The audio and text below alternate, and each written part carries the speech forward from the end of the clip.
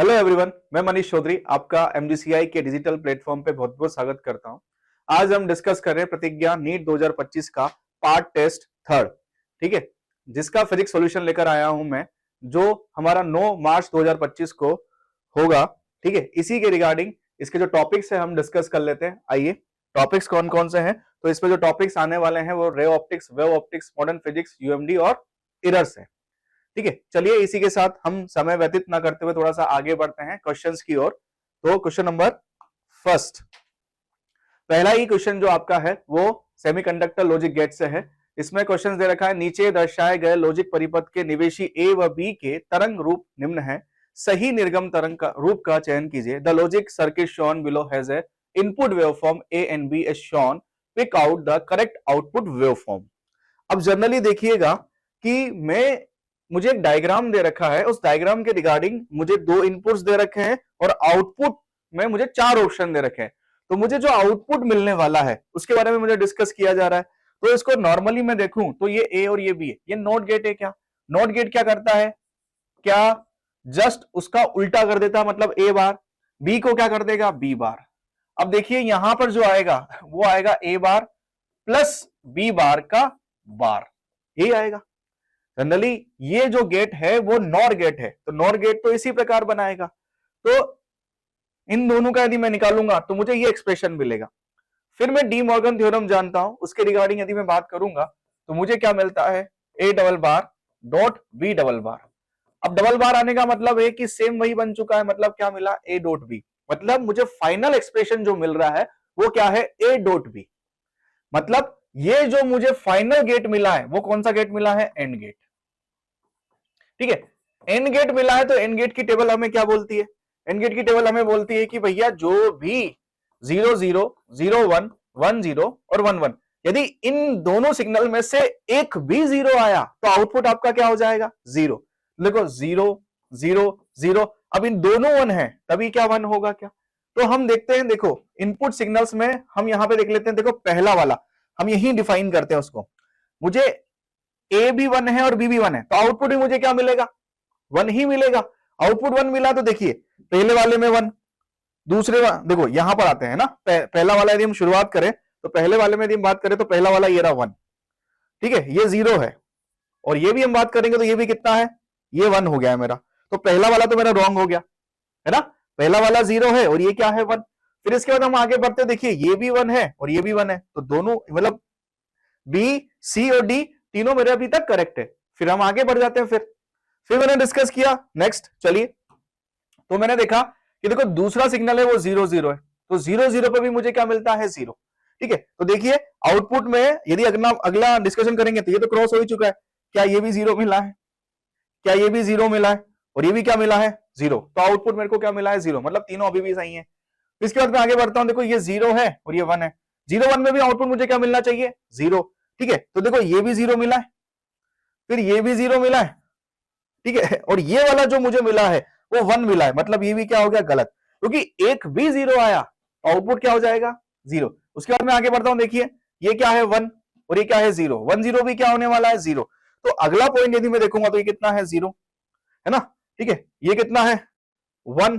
ठीक है, और ये कितना है? 1। तो ये तो कट चुका है। अब देखिए 1 0 में भी क्या आएगा? 0। तो मेरे को क्या मिलना चाहिए? 0। तो देखो मेरे को जो ऑप्शन मिला वो ऑप्शन सी मेरा करेक्ट है। ठीक है, तो जो मुझे आंसर मिलने वाला है वो क्या है? ऑप्शन सी मेरा करेक्ट है। ठीक है, चलिए नेक्स्ट क्वेश्चन सेकंड की ओर बढ़ते हैं हम। क्वेश्चन नंबर 2, 2.0 इलेक्ट्रॉन वोल्ट ऊर्जा अंतराल वाले पदार्थ से एक फोटोडायोड बनाया जाता है। विकिरण की न्यूनतम आवृत्ति जिसको पदार्थ अवशोषित कर सकता है।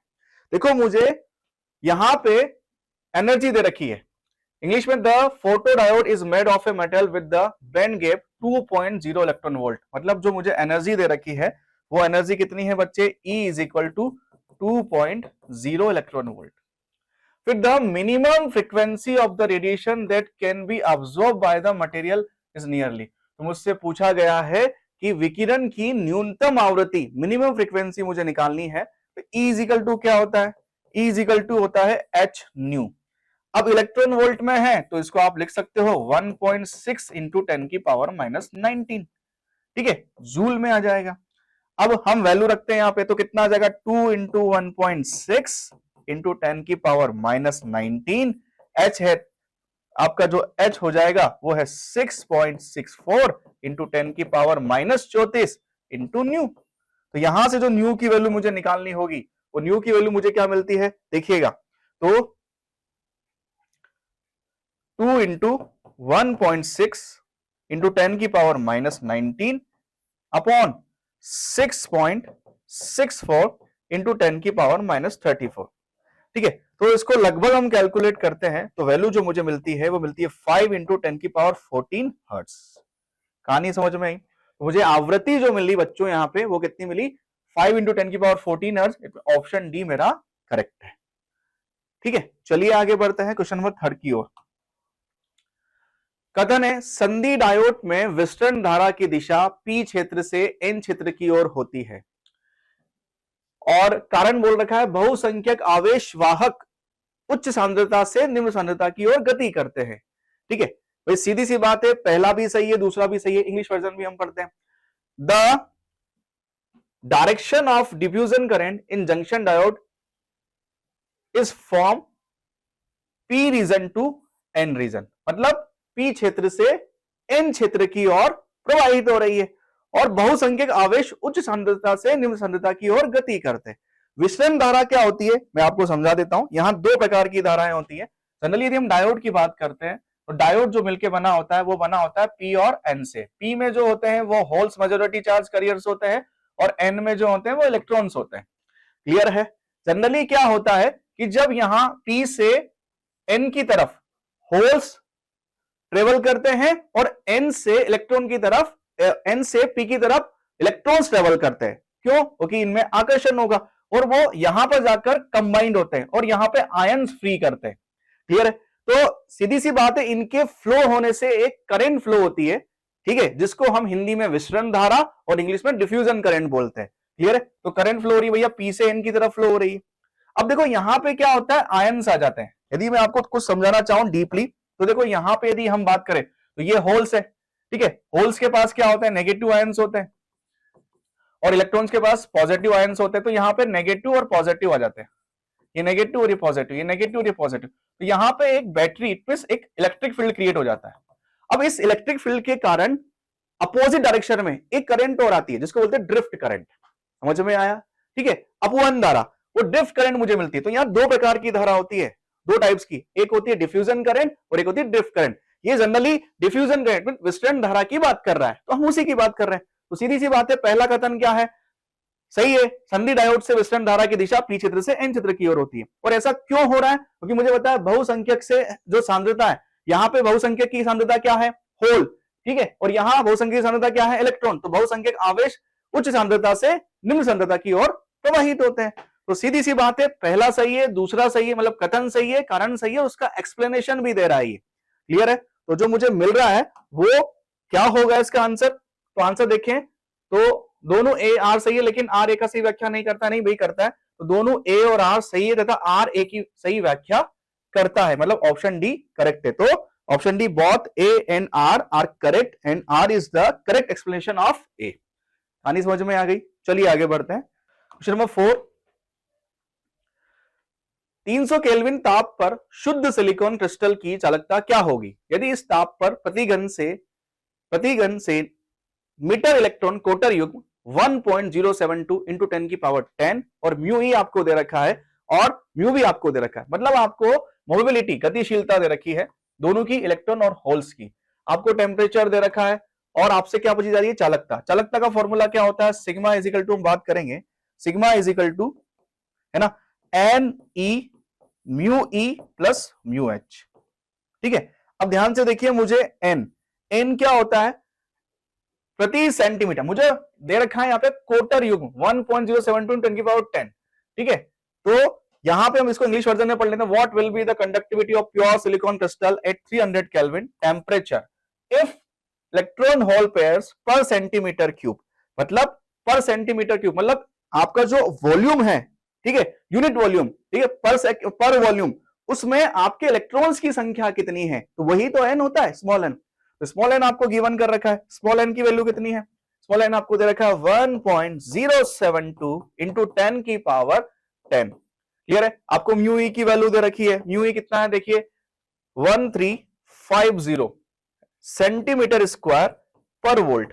ठीक है, हम मीटर में कन्वर्ट नहीं करेंगे क्योंकि यहां 4 ऑप्शन भी सेंटीमीटर में दे रखे, तो आवश्यकता ही नहीं है हमें आगे बढ़ने की। तो म्यू एच की हम बात करेंगे, म्यू एच हमें दे रखा है, वो दे रखा है 480 सेंटीमीटर स्क्वायर। देखो सारी वैल्यू हमें पता है, तो एन की वैल्यू हमें गिवन है, एन कितना है 1.072 इंटू 10 की पावर 10। ठीक है, फिर यदि हम बात करें तो मुझे वैल्यू गिवन है। ठीक है, उसके बाद मल्टीप्लाई बाई 1.6 इंटू 10 की पावर माइनस 19 मल्टीप्लाई बाई, यदि हम म्यू की बात करेंगे तो म्यू 1350 प्लस 480 है, इनको कैलकुलेट किया जाएगा। तो कैलकुलेट करने के बाद जो मुझे वैल्यू मिलती है sigma is equal to 3.14 into 10 की पावर माइनस 6 महो पर सेंटीमीटर। क्लियर है ना? इसको आप ऐसे भी लिख सकते हो, यहां यूनिट महो में दे रखी है इसको, है ना, आप यूनिट 1 अपॉन ओम सेंटीमीटर भी लिख सकते हो। क्लियर है ना? ओम का उल्टा महो होता है। ठीक है, चलिए आगे बढ़ते हैं। तो ऑप्शन मेरा कौन सा करेक्ट है? ऑप्शन फर्स्ट मेरा करेक्ट है। क्लियर, चलिए आगे बढ़ते हैं। नेक्स्ट क्वेश्चन नंबर 5, चित्र में प्रिज्म कोण 30 डिग्री है, मतलब आपको प्रिज्म कोण दे रखा है ए इज इक्वल टू कितना है बच्चे, ए की हम बात करेंगे, ए मुझे 30 डिग्री दे रखा है।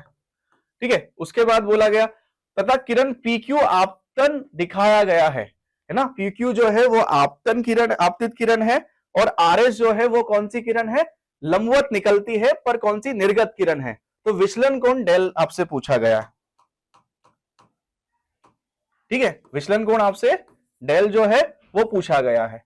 तो सीधी सी बात है कि यदि विचलन कोण के फॉर्मूले की हम बात करेंगे, in the diagram prism of angle 30 degree is used, a ray of PQ is incident as shown, an emergent ray RS emerges perpendicular to the second surface, the angle of deviation, तो del पूछा जा रहा है, angle of deviation, prism angle दे रखा है, तो del क्या होता है I plus E minus A।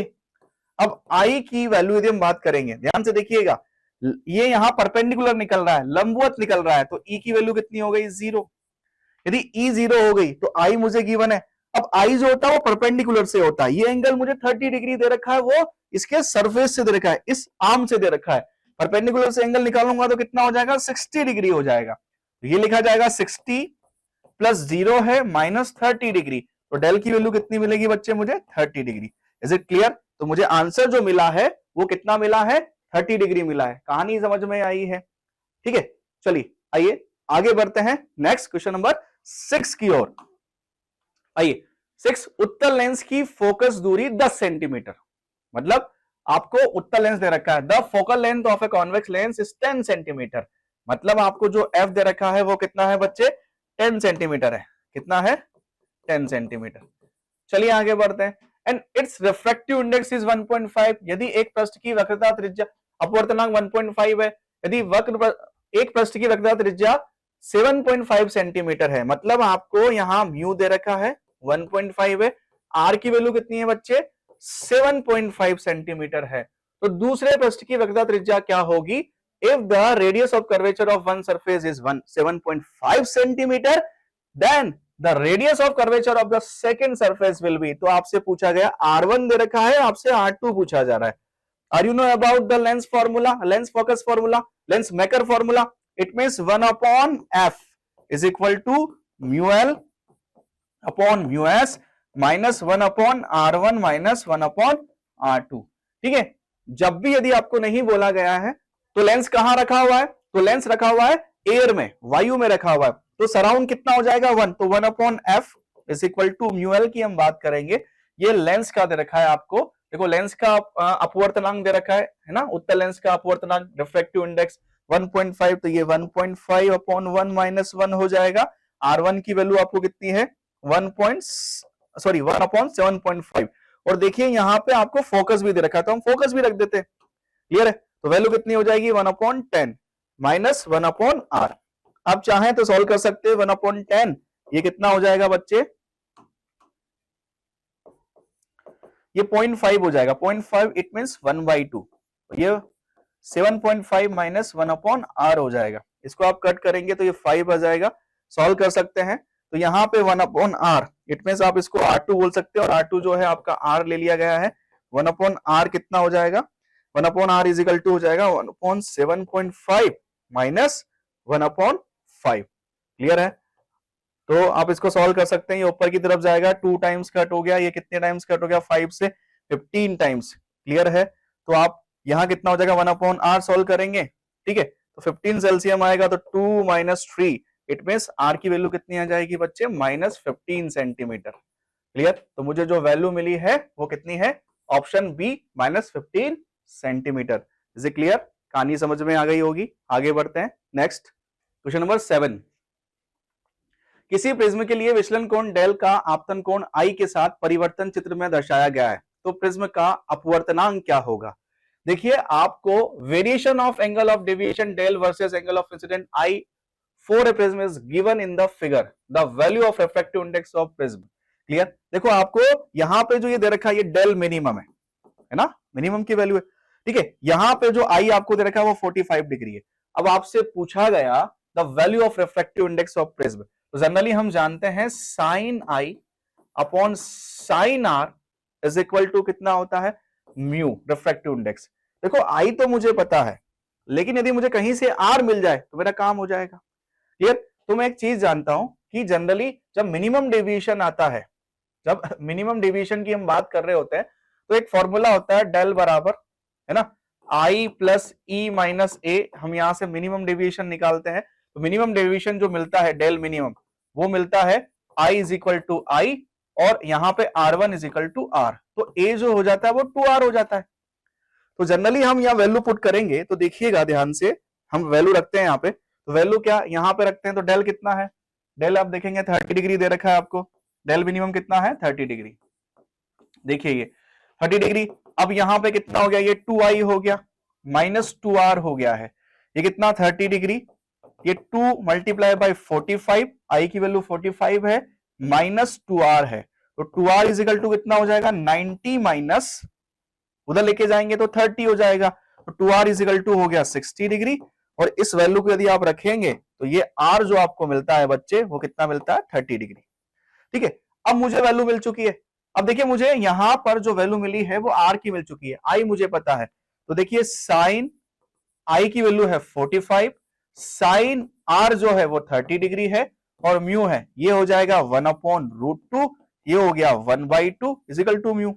तो इसको सॉल्व करोगे, म्यू इज इक्वल टू कितना, 2/√2, ये कट हो जाएगा √2 टाइम्स, तो म्यू की वैल्यू कितनी मिलेगी, √2। कहानी समझ में आई है? तो ऑप्शन बी मेरा करेक्ट है। पॉइंट समझ में आया बच्चों? ठीक है, चलिए हम आगे बढ़ते हैं नेक्स्ट क्वेश्चन नंबर 8 की ओर। क्वेश्चन नंबर 8 क्या है, 1 सेंटीमीटर ऊंचाई की एक वस्तु एक दर्पण से 4 सेंटीमीटर की दूरी पर रखी है। ठीक है, an object 1 centimetre tall is placed at a distance of 4 centimetre in front of mirror. देखो, आपको है ना क्या क्या दे रखा है।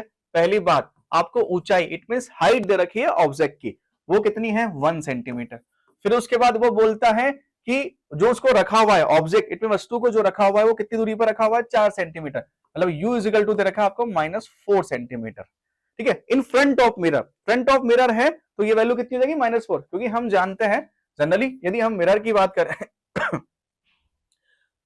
ठीक है, हम मिरर की बात कर रहे हैं, तो मिरर की अगर रिगार्डिंग हम बात करेंगे, तो फ्रंट ऑफ मिरर की हम बात करेंगे तो ये वैल्यू हो गई। तो ऑब्जेक्ट जो दे रखा है वो डिस्टेंस पोल से ली जाती है हमेशा, तो वैल्यू क्या हो गई, -4 सेंटीमीटर। कहानी समझ में आ गई?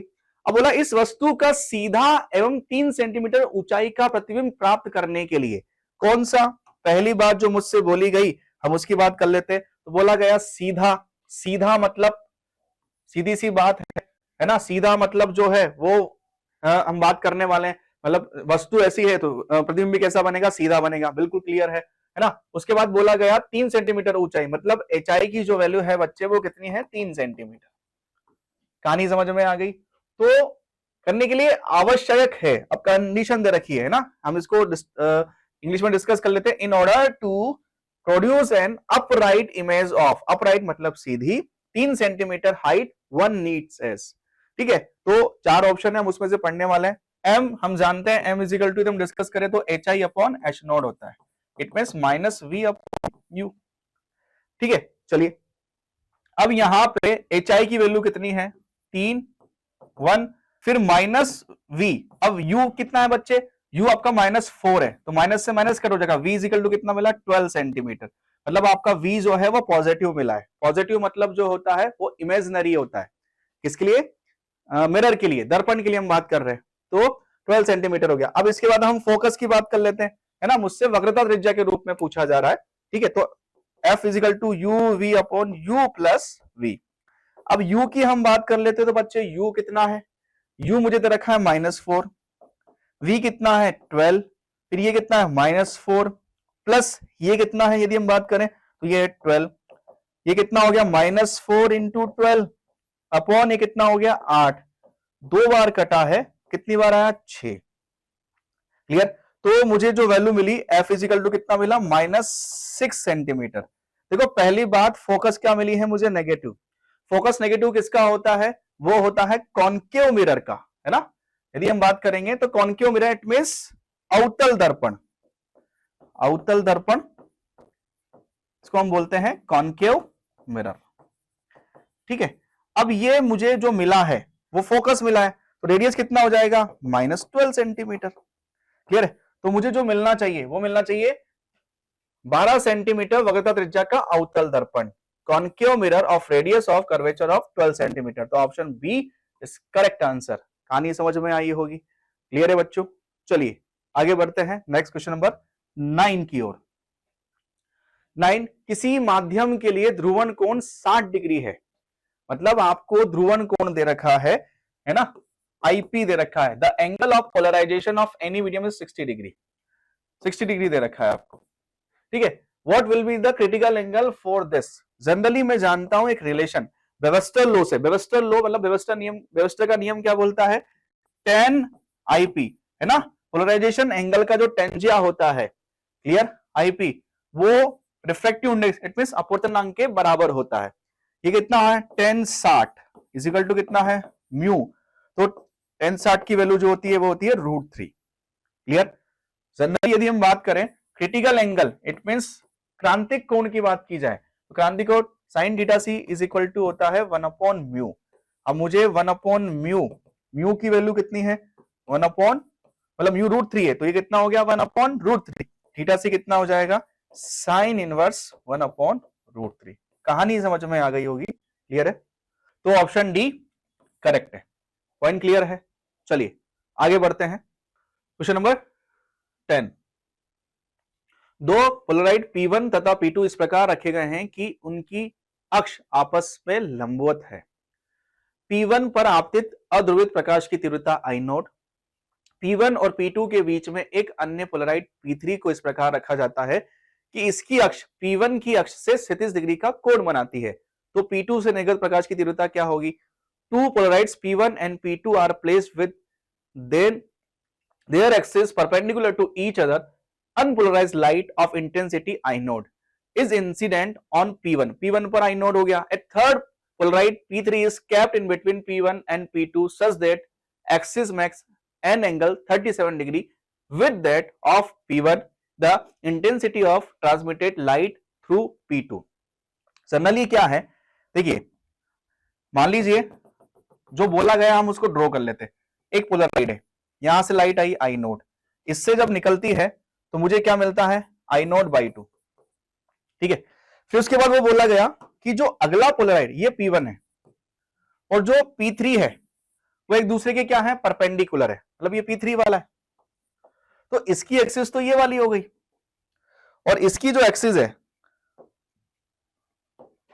वो ये वाली हो गई। ठीक है, अब इसके बीच में एक और रखा गया। ठीक है, वो वाला रखा गया कुछ इस प्रकार, इसकी एक्सिस जो है वो परपेंडिकुलर से कितना है बच्चे 37। ठीक है, तो मुझे यहां देखिएगा बच्चों कि जनरली यदि मैं बात करूं तो यहां से जो निकलता है मेलस लॉ क्या बोलता है कि जो आपकी तीव्रता होने वाली है वो क्या होगी पहले वाले का, मान लीजिए पहले वाली कितनी है I0/2 तो उसका कोस का वर्ग का गुना हो जाती है ना। तो एंगल कितना है 37 डिग्री, तो कितना एंगल है 37 डिग्री है ना। ये जो एंगल है बच्चे वो कितना है 37 डिग्री।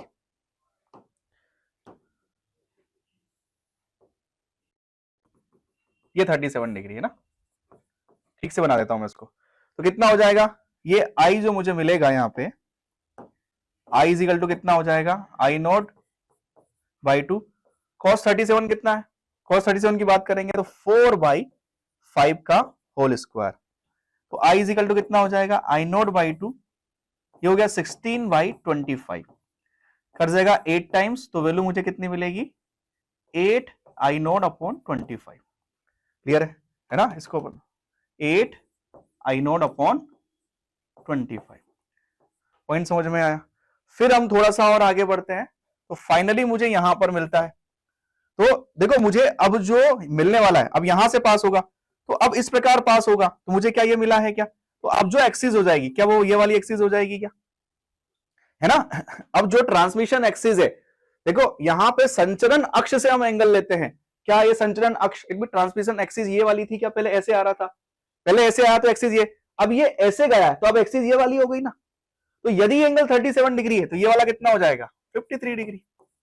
यदि ये 53 डिग्री है बच्चे, तो इसके रिगार्डिंग बात करूंगा तो यहां मुझे क्या मिलेगा, यहां पे जो मुझे मिलेगा आई डैश, अब मुझे इसके बाद मुझे कितना मिला, 8 आई नोट, ये कितना हो गया 8 i naught upon 25 cos square, है ना। हम चाहें तो इसको ना यहां कर लेते हैं, चलिए यहां लिख लेते हैं, तो कितना मिला मुझे, i dash is equal to 8 i naught upon 25 cos square, क्या 50 एंगल हो जाएगा, है ना। क्लियर। उसके बाद यदि हम लिखेंगे तो i dash is equal to कितना, 8 i naught upon 25 cos square 53, मतलब कोस 53 का मान कितना होता है पता है, कितना, 3/5 का होल स्क्वायर। तो i dash is equal to कितना हो गया, 8 आई नोट अपॉन 25, इतना हो गया 9/25।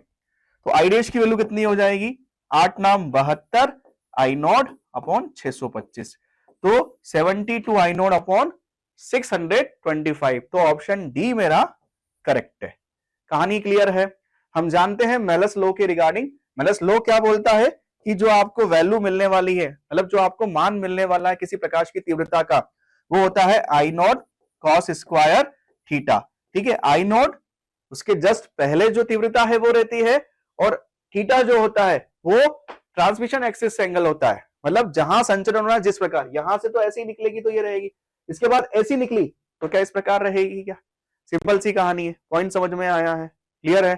चलिए आगे बढ़ते हैं। क्वेश्चन नंबर 11, कोई प्रकाश तरंग 24 इंटू 10⁻⁻5 सेंटीमीटर चौड़ाई की स्लिट पर अभिलंबवत आपतित होती है। ठीक है, केंद्रीय उच्चिष्ट से द्वितीय अदीप्त की कोणीय स्थिति 30 डिग्री है, तो प्रकाश की तरंग दैर्घ्य ज्ञात कीजिए। A light wave is incident normally on a slit of width, slit of width आपको दे रखी है स्मॉल डी की वैल्यू 24 इंटू, मतलब ये आप इसको ए भी बोल सकते हैं, 24 इंटू 10⁻⁻5 सेंटीमीटर। ठीक है, चलिए अब इसके बाद हम बात करते हैं the angular position of second dark fringe from the central maxima is 30 degree. ठीक है, तो आपको जो सेंट्रल मैक्सिमा से जो एंगल दे रखा है किसका, आपको बोला the angular position of second dark fringe, है ना, तो उसका एंगल कितना है 30 डिग्री।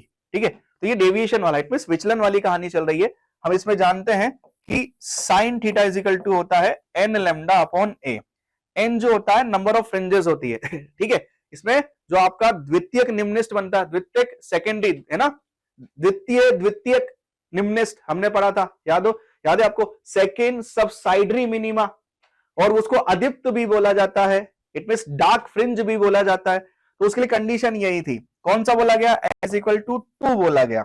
ये साइन 30 है, ये कितना है 2, आपसे लेमडा पूछा जा रहा है, ये 24 इंटू 10⁻⁻5 कैलकुलेट करेंगे हम इसको, तो लेमडा इज इक्वल टू, है ना, ये होता है आपका 31/2 हो जाता है। ठीक है, ये नीचे 2 आएगा और ऊपर की तरफ क्या चला जाएगा 24 इंटू 10⁻⁻5।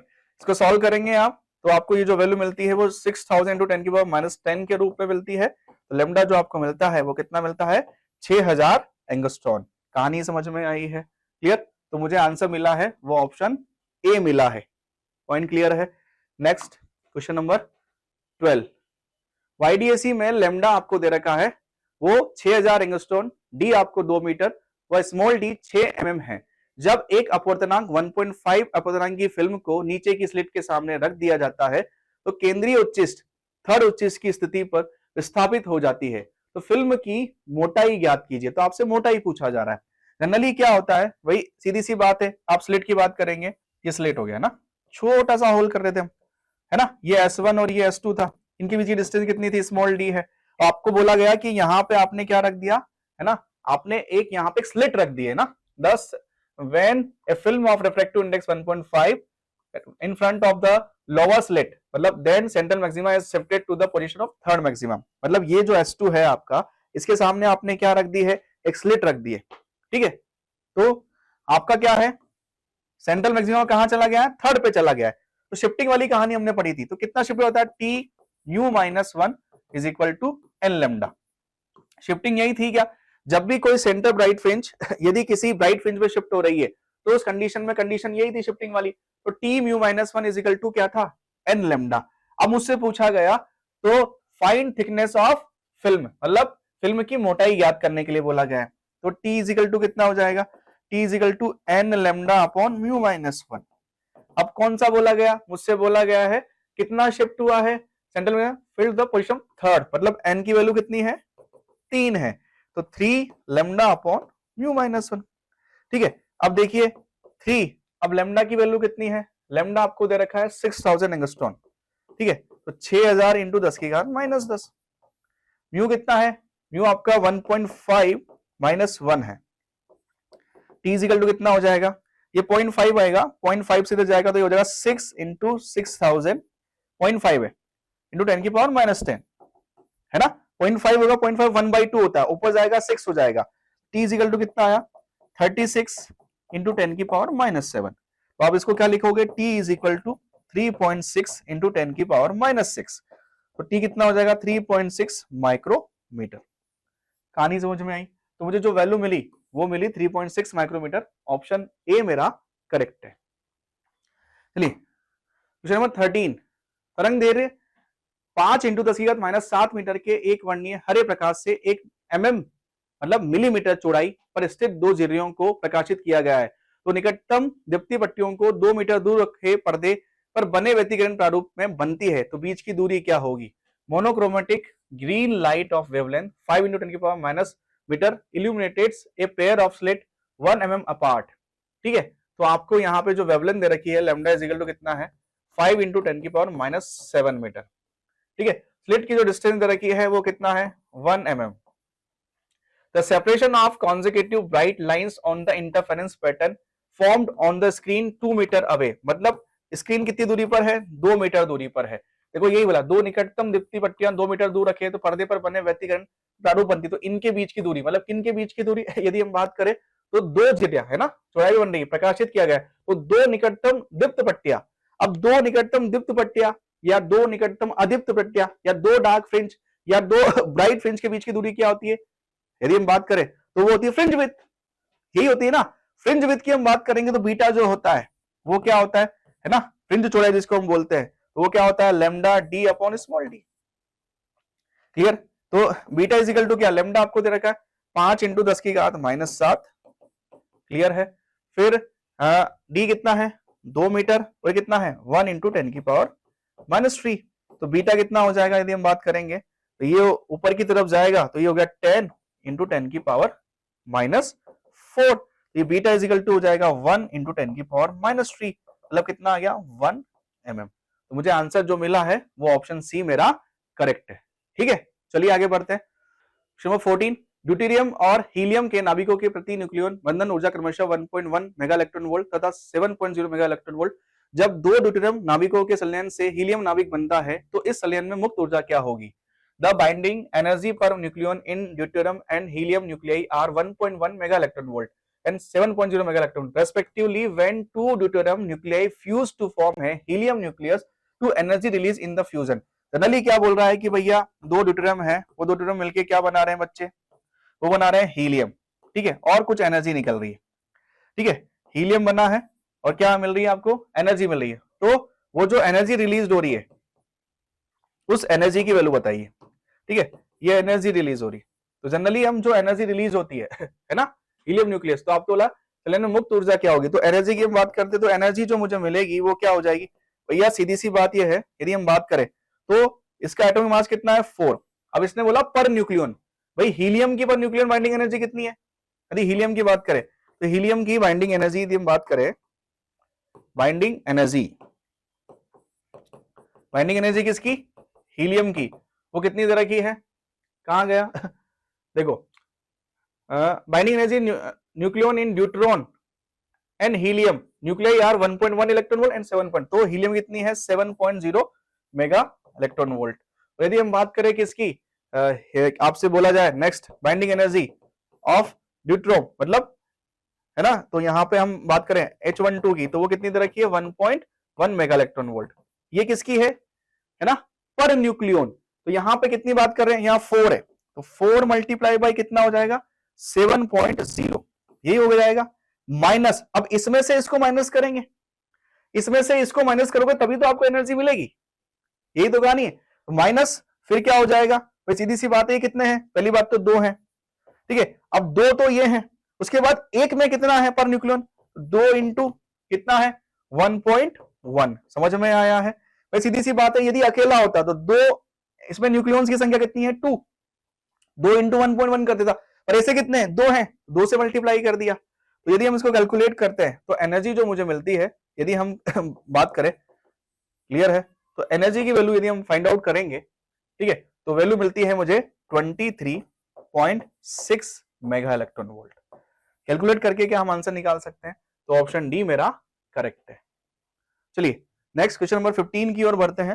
नाभिकीय विखंडन के दौरान ऊर्जा उत्सर्जित होती है, विखंडन से प्राप्त नाभिकों की कुल ऊर्जा नाभिकीय विखंडन में प्रयुक्त नाभिकों की कुल बंधन ऊर्जा से अधिक होती है, ठीक है, तो energy is released in nuclear fusion, total binding energy of the fusion fragments is larger than the total binding energy of the parent nucleus. देखो फर्स्ट बोल रहा है energy is release in the nuclear fusion, बिल्कुल correct बात है, और जो total binding energy of the fusion है fragments is larger than the total binding energy of the parent nucleus, है ना, जो आपकी विखंडन से प्राप्त नाभिकों की कुल बंधन ऊर्जा है वो नाभिकीय विखंडन से प्राप्त नाभिकों की कुल बंधन ऊर्जा से अधिक होती है, ऑब्वियसली बात है, करेक्ट होता है ना, तभी तो हमने प्रैक्टिकल और थ्योरेटिकल वैल्यू है उसी में हमें डिफरेंस मिला था, है ना, उन जो नाभिक से वो पहले बंधे हुए थे वो किसी एनर्जी से तो बंधे हुए थे, है ना, तो वो जो एनर्जी बंधी थी वो ज्यादा थी तभी तो हमें मिला है, क्लियर, तो ए भी करेक्ट है, उसका कारण भी सही है ना, और कारण एक्सप्लेनेशन भी दे रहा है, तो बहुत A and R correct and R is the correct explanation of A, तो ऑप्शन डी मेरा करेक्ट है। नेक्स्ट 16, हाइड्रोजन के समान किसी परमाणु में n बराबर 3 अवस्था से n बराबर 1 अवस्था में संक्रमण से पराबैंगनी विकिरणों का उत्सर्जन होता है, ठीक है, तो transition from the state n = 3 to n = 1 hydrogen like atom result in ultraviolet radiation, सीधी सी बात है n = 1 में आ रहा है, इट मींस कौन सी लाइमन सीरीज है, क्लियर है, अब आपसे बोला गया तो उत्सर्जन होता है तो इसी परमाणु में अवरक्त किरणों का उत्सर्जन होगा, तो अवरक्त किरणें जो है वो शुरुआत 3 से होता है उसका, it means infrared radiations will be obtained in the transition from, तो जो उसकी शुरुआत होती है भाई n = 1 है तो वो होता है अल्ट्रावायलेट, ठीक है, यूवी, ठीक है, उसके बाद n = जो होता है वो विजिबल रीजन होता है, और n = 3 जो होता है वो होता है इंफ्रारेड, क्लियर है, 4 भी वही होता है और 5 भी वही होता है, क्लियर है, तो सीधी सी बात है 2 की हम बात करने वाले ही नहीं है, ये गलत ये गलत ये गलत, तो ऑप्शन कौन सा सही हो गया 4 2 3, तो ऑप्शन बी मेरा करेक्ट है। 17 पे चलते हैं। यदि इलेक्ट्रॉन की गतिज ऊर्जा 150 इलेक्ट्रॉन वोल्ट है तो इसकी डी ब्रोगली तरंगदैर्घ्य लैम्डा है, यदि इलेक्ट्रॉन की गतिज ऊर्जा 600 इलेक्ट्रॉन वोल्ट कर दे तो डी ब्रोगली तरंगदैर्घ्य कितनी होगी, सीधी सी बात है लैम्डा का रिलेशन निकालेंगे काइनेटिक एनर्जी से, ठीक है, तो डी ब्रोगली वेवलेंथ आपको दे रखी है, इसमें काइनेटिक एनर्जी रिलेशन निकालोगे तो 2m ke होता है, जनरली यदि पहले ke की बात करें तो ke जो कितना है वो कितना है 150 इलेक्ट्रॉन वोल्ट है, बाद वाला जो ke है ke डैश वो कितना है, डैश जो मुझे मिला वो 600 इलेक्ट्रॉन वोल्ट है, मतलब पहले से कितना हो चुका है 4 गुना, मतलब कितना 4 गुना हो चुका है, तो काइनेटिक एनर्जी यदि बात करेंगे तो लैम्डा डैश कितना हो गया, पहले के कंपैरिजन में कितना हो गया बच्चे 4 गुना हो गया, मतलब 4 ke हो चुका है, हुआ या नहीं हुआ, 4 गुना हो गया मतलब लैम्डा डैश, अब मैं 4 को बाहर लूंगा तो कितना आ जाएगा 1/2, क्या पहले जैसा √2m ke मिलेगा, सीधी सी बात है पहले ke था बाद में कितना हो गया 4 ke, देखो ना 4 गुना हो गया, कितना हो जाएगा? अब ये पहले कितना था लेमडा, तो लेमडा डैश कितना हो गया लेमडा बाई 2। तो जो मुझे आंसर मिलेगा वो ऑप्शन बी मेरा करेक्ट है। Next question number 18। 6.125 electron volt कार्यफलन वाले प्रकाश विद्युत पदार्थ पर 8 इंटू 10⁻15 हर्ट्ज आवृत्ति का प्रकाश आपतित होता है। उत्सर्जित फोटो इलेक्ट्रॉन की अधिकतम गतिज ऊर्जा क्या होगी? लाइट और फ्रीक्वेंसी आपको दे रखी है ना, कितना है 8 इंटू 10⁻15 हर्ट्ज। क्लियर है? Incident on a substance of photo electric work function आपको दे रखा है कितना, 5 आपको दे रखा है 6.125 इलेक्ट्रॉन वोल्ट। क्लियर? ओके, चलिए आगे बढ़ते हैं। फिर आपसे बोला गया the maximum kinetic energy of the emitted photo electrons. Clear है?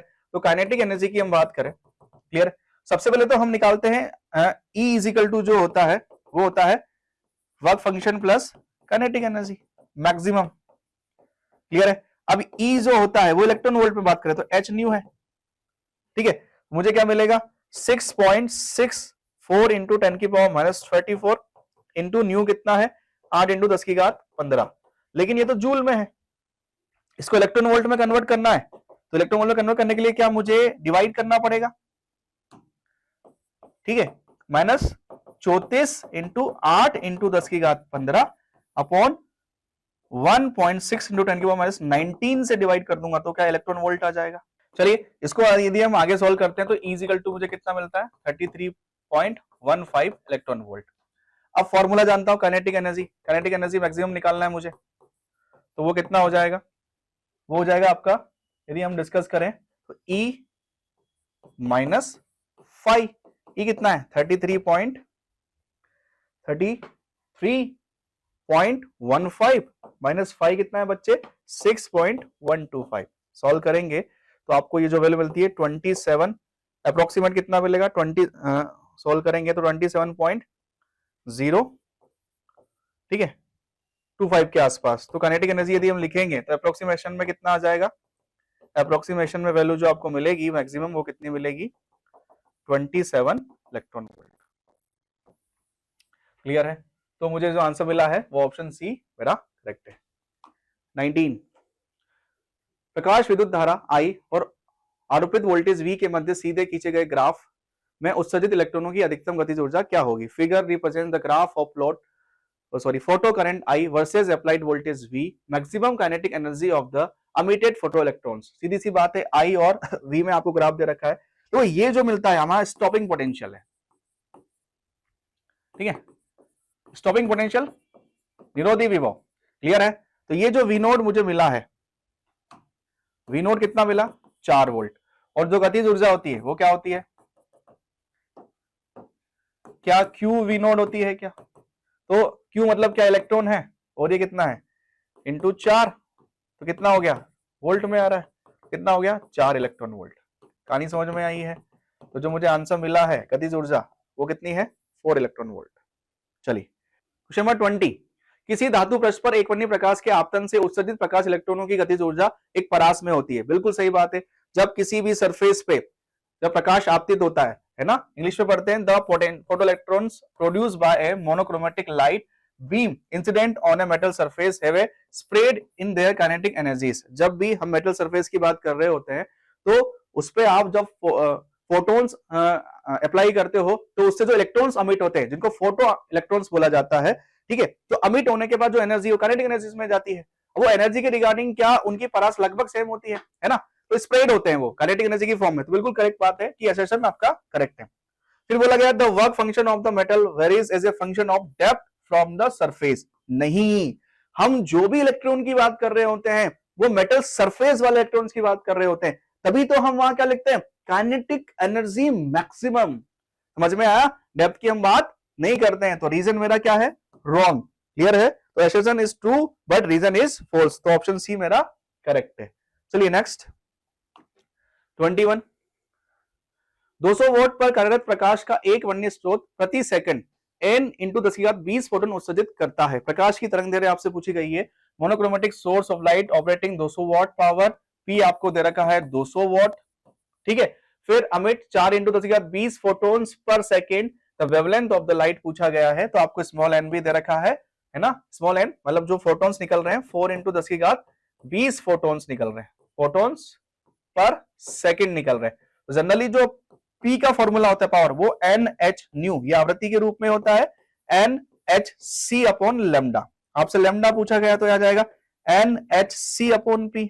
देखो मुझे n दे रखा है, n कितना है 4 इंटू 10 की घात 20 है, ठीक है। उसके बाद मुझे क्या दे रखा है, h में जानता हूं 6.64 इंटू 10 की पावर माइनस 34, ठीक है। उसके बाद c जानता हूं 3 इंटू 10 की पावर 8, और इसके बाद यदि मैं बात करूंगा तो p की वैल्यू कितनी है 200 वॉट, ठीक है। इन सब वैल्यू को यदि मैं रखूंगा तो इसको सॉल्व करने के बाद जो मुझे वैल्यू मिलती है वो वैल्यू मिलती है 400 इंटू 10 की घात माइनस 9 मीटर, जिसको हम बोलेंगे 400 नैनोमीटर। कहानी समझ में आई? तो ऑप्शन बी मेरा करेक्ट है। चलिए हम आगे बढ़ते हैं नेक्स्ट क्वेश्चन नंबर 22। किसी न्यूट्रॉन को 27 डिग्री सेंटीग्रेड पर तरंग दैर्घ्य लैम्डा और 927 डिग्री सेंटीग्रेड ताप पर तरंग दैर्घ्य होगी।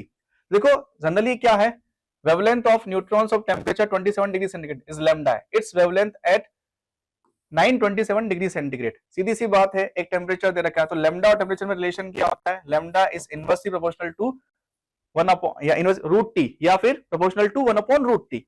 तो पहली कंडीशन में यदि बात करें लैम्डा 1 अपॉन लैम्डा 2 की बात करेंगे तो क्या हो जाएगा under root T2 upon T1। तो T1 कितना है 27 डिग्री सेंटीग्रेड, जिसको केल्विन में कन्वर्ट किया जाएगा तो 300 केल्विन। T2 जो आपको दे रखा है वो कितना है 927 डिग्री सेंटीग्रेड, जिसको केल्विन में कन्वर्ट करेंगे तो 1200 केल्विन। क्लियर है? तो लैम्डा 1 अपॉन लैम्डा 2, तो स्टार्टिंग कंडीशन में कितना है लैम्डा, तो लैम्डा इसमें ये लैम्डा है तो ये इसमें कितना है लैम्डा 2 मान लेते हैं। क्या हो जाएगा लैम्डा अपॉन लैम्डा 2, ये कितना हो चुका है T2 है आपका 1200। क्लियर? और ये कितना है बच्चे 300, कितना हो गया 4 बार कर गया, तो लैम्डा 2 कितना आ जाएगा लैम्डा अपॉन रूट 4, मतलब लैम्डा बाई 2। तो मुझे आंसर जो मिला है वो कितना मिला, ऑप्शन सी लैम्डा बाई 2। 23 पर चलते हैं। एक क्वांटा की आवृत्ति 10 की घात 15 हर्ट्ज है, आपको आवृत्ति दे रखी है, h बराबर आपको दे रखा है 6.6 इंटू 10 की पावर माइनस 34 जूल सेकंड। तो ऊर्जा क्या होगी, सिंपल सा question. Energy of A quanta of frequency आपको दे रखी है, ठीक है, कितना है 10 की घात 15 हर्ट्ज। क्लियर? उसके बाद आपको h की वैल्यू दे रखी है 6.6 इंटू 10 की power minus 34, clear, joule second. तो आपसे क्या पूछा जा रहा है, आपसे पूछा जा रहा है ऊर्जा क्या होगी, एनर्जी पूछी जा रही है। तो E इजिकल टू क्या होता है, E इजिकल टू होता है h न्यू। क्लियर है? सॉल्व करेंगे आप वैल्यू को तो सीधी सी बात है, सॉल्व करने पर मल्टीप्लाई वैल्यू रखेंगे तो h की वैल्यू रखिए, इसकी वैल्यू रखिए, तो वैल्यू मिलती है आपको 6.6 इंटू 10 की पावर माइनस 19 जूल। सबसे सिंपल क्वेश्चन है इस पेपर का ये, ठीक है। चलिए आगे बढ़ते, तो ऑप्शन मुझे जो मिला है वो मिला ऑप्शन ए। कहानी समझ में आ गई? चलिए next question number 24। 3 photodiode D1, D2, D3 इनके वर्जित ऊर्जा अंतराल क्रमशः, इतना ऊर्जा अंतराल है जो पहले वाले का दे रखा है आपको एनर्जी गैप D1 E1 कितना दे रखा है, एनर्जी गैप जो दे रखा है वो 2 इलेक्ट्रॉन वोल्ट है। दूसरे वाले का कितना दे रखा है ना, एनर्जी गैप की हम बात करेंगे तो दूसरे वाले का 2.5 इलेक्ट्रॉन वोल्ट है। देखो है ना, D1, D2, D3 made of semiconductors having band gap आपको दे रखा है 2, 2.5। और तीसरे वाले का कितना दे रखा है, तीसरे वाले की हम बात करेंगे तो 3 इलेक्ट्रॉन वोल्ट दे रखा है, ठीक है। अब इतना है, मतलब इतना एनर्जी गैप है, आपको सेमीकंडक्टर को कंडक्शन कराने के लिए इससे ज्यादा एनर्जी देनी पड़ेगी जो दे रखी है। गैप वही तो होता है कि जो इलेक्ट्रॉन से वो वैलेंस बैंड से कहां चले जाएं, कंडक्शन बैंड में, तभी तो कंडक्शन होगा सेमीकंडक्टर में, होगा या नहीं होगा। तो उसी कहानी को हम डिस्कस कर रहे हैं। जनरली यदि हम आगे बढ़े तो गैप मुझे 3 इलेक्ट्रॉन वोल्ट का यहां मिला है। अब इसने मुझे क्या बोला, which will be the able detect light of wavelength of 48 angstrom, मतलब जो आपने उस पर लाइट गिराई है ना, वो संशोधित कर रहा है जो लाइट, उसकी तरंग दैर्घ्य कितनी है लैम्डा, मतलब जो आप लाइट गिरा रहे हो उसकी लैम्डा कितनी है 4800 एंगस्ट्रॉम। तो देख लेते हैं उसकी एनर्जी कितनी होगी। तो हम जानते हैं 12400 अपॉन 4800, आंसर मुझे मिलेगा इलेक्ट्रॉन वोल्ट में। क्लियर? तो यदि हम इसको सॉल्व करेंगे तो इसको 20 से 20 कट जाएगा, तो ये वैल्यू लगभग यदि हम कट करते हैं तो ये वैल्यू मुझे मिलती है 2.58 इलेक्ट्रॉन वोल्ट। तो जनरली बात है कि पहली बात क्या वो इस वाले डायोड D1 को भी क्या कर देगा संशोधित, मतलब क्या कर देगा यदि हम बात करें तो इसको भी वो डिटेक्ट कर देगा लाइट को यहाँ पे। उसके बाद यदि हम बात करें, यहां हम डिस्कस करेंगे तो इस वाले पॉइंट की बात करेंगे तो यहां भी क्या होगा D2 भी क्या हो जाएगा डिटेक्ट हो जाएगा। और ये 3 इलेक्ट्रॉन वोल्ट है, ये 2.58 से ज्यादा है, तो इतनी एनर्जी तो चाहिए ना मुझे मिनिमम चाहिए या नहीं चाहिए? क्लियर? तो सीधी सी बात है, यदि हम बात करेंगे तो D1 और D2 दोनों डिटेक्ट होंगे, D3 नहीं होगा। पॉइंट समझ में आया है?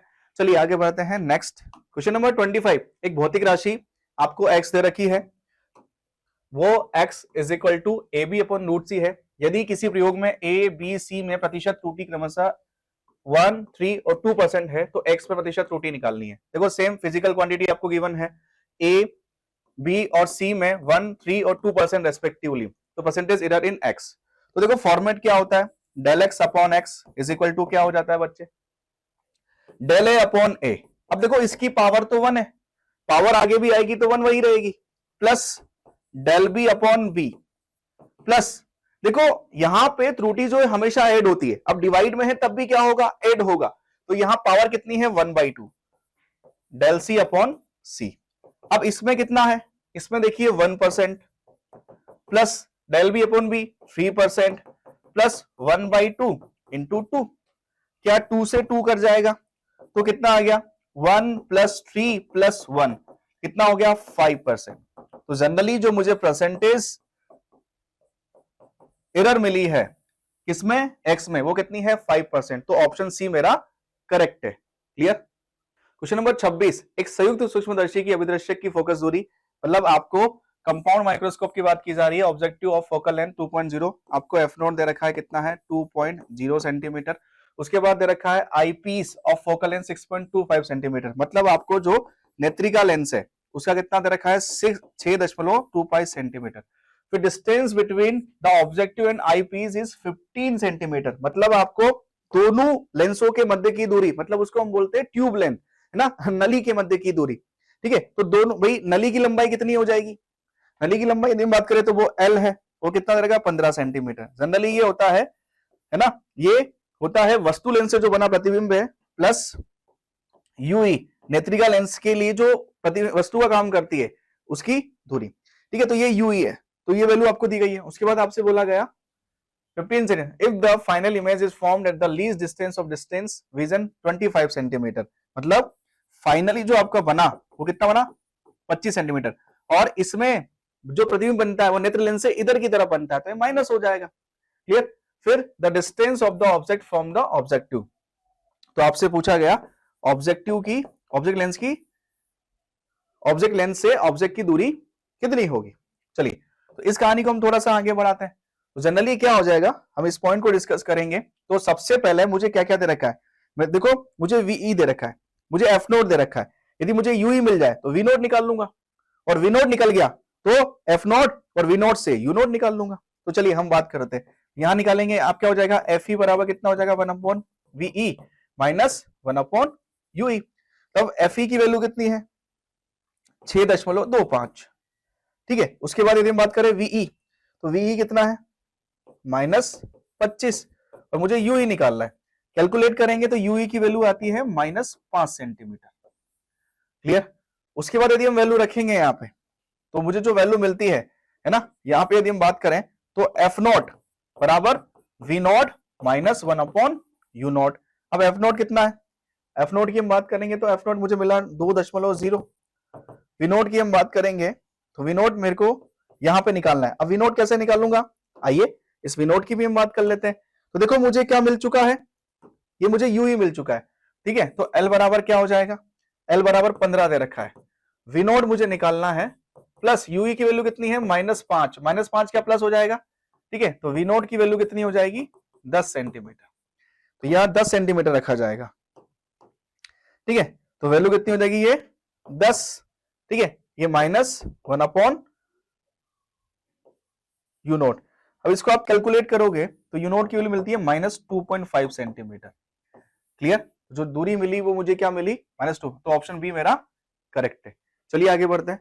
क्वेश्चन नंबर 27, दिए गए लेंस की फोकस दूरी क्या होगी यदि वायु में स्थित है तो कांच आपका म्यू बराबर 3/2 आपको दे रखा है।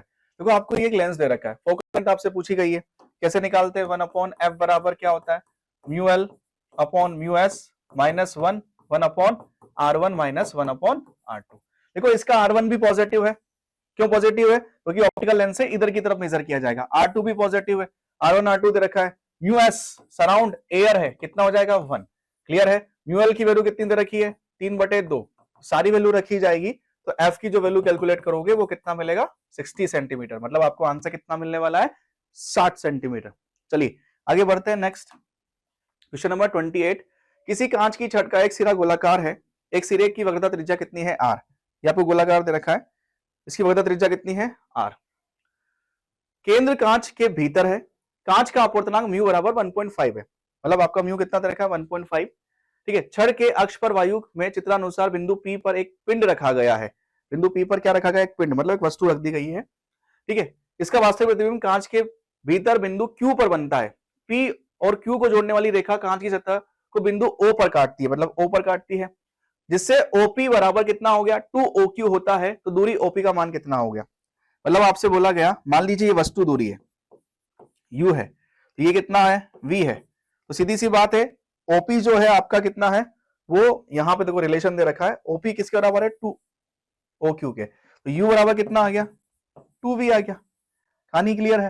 तो सीधी सी बात है, end of the class road, refractive index 1.5 दे रखा है, स्फेरिकल सरफेस ऑफ रेडियस दे रखा है, टेम्परेचर R है, centre of the spherical surface is lies inside the glass A, point object placed in air on the axis of the rod, the point P has its real image inside glass at the point Q, a line joining the points P and Q cut the surface O such that OP, the distance of OP, मतलब आपसे U पूछा जा रहा है। ठीक है, तो formula क्या होता है, जनरली हम डिफाइन करें तो होता है μ2 minus μ1 upon R is equal to μ2 upon V minus μ1 upon U। अब μ2 जो है वो आपका 1.5 है, ये 1 हो जाएगा, ये R हो जाएगा।